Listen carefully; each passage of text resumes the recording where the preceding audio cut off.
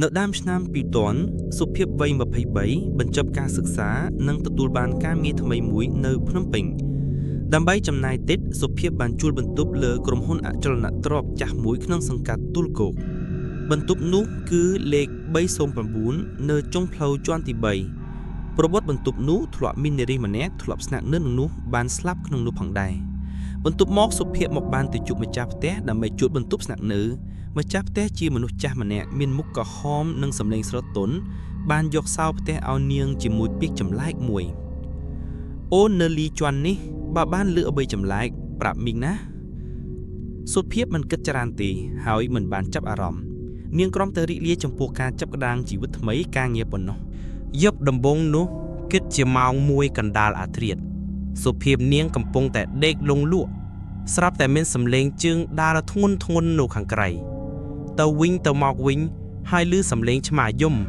នាងក៏បានដឹងខ្លួនតែនាងមិនបានចាប់អារម្មណ៍អីទាំងអស់តាបន្ទប់នាងនៅជាន់លើគេ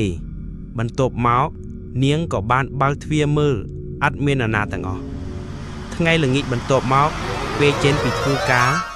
ចូលទៅងូតនាងចូលទៅងូតទឹកនៅក្នុងបន្ទប់ទឹកស្រាប់តែឃើញលើកញ្ចក់មានពពុះសាបូឡើងមានអក្សរខ្មែរដែលសរសេរថាឃើញខ្ញុំទេនាងមិនបានចាប់អារម្មណ៍លុបវាជើងភ្លាម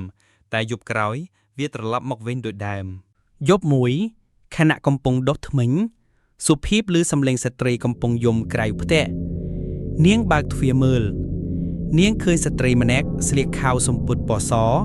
មានសក់វែងបែរមុខទៅជញ្ជាំងខាងចុងផ្លៃសុភាពក៏ហៅស្ត្រីនោះត្រឡប់ក្បាលតែពាក់កណ្ដាលខ្លួនមុខនាងប្រលាក់ដោយឈាមដោយសាយដាក់នាងសុភាពឃើញហាលីបិទទ្វារភ័យខ្លាចអត់បានដេកពេញមួយយប់ព្រឹកថ្ងៃបន្ទាប់ហូបសុភាពទៅសួរនាងយាមអាគាពូតារ៉ាពូប្រាប់ថានៅឆ្នាំ1998មាននារីឈ្មោះចន្ទធាស្នាក់នៅបន្ទប់នោះនាងជាកម្មកររោងចក្រមានយប់មួយនាងក៏បាត់ខ្លួនទៅដោយមិនដឹងមូលហេតុហើយគេរកនាងមិនឃើញទេថ្ងៃបន្ទាប់អ្នកជិតខាងឃើញឈាមហូរចេញក្រោមទ្វារប៉ុន្តែសពនាងមិនបានរកឃើញតាំងពីពេលនោះមនុស្សណាអាចនៅបន្ទប់នោះបានតែ2-3យប់ក៏មានសម្លេងរំខានមានអ្នកឃើញស្ត្រីនៅក្នុងកញ្ចក់មានអ្នកឮសម្លេងយំកណ្ដាលអាធ្រាត្រអ្នកស្នាក់នៅបន្ទប់នោះភ័យខ្លាចខ្លាំងហើយក៏មានអ្នករើសចេញទៅកន្លែងផ្សេងថ្មីសុភាពដឹងហើយក៏មិនទាន់ជឿជាក់ 100% នាងក៏បានសម្រេចចិត្តស្នាក់បន្ទប់នោះបន្តទៀត2-3ថ្ងៃក្រោយមកដេកក្រោកពេលព្រឹកទៅធ្វើការធម្មតានៅថ្ងៃបន្ទាប់មកនាងដេកយល់សុបិនឃើញស្ត្រីនោះគូសទ្វារបន្ទប់របស់នាងបើកទ្វារឃើញមុខប្រឡាក់ដោយឈាម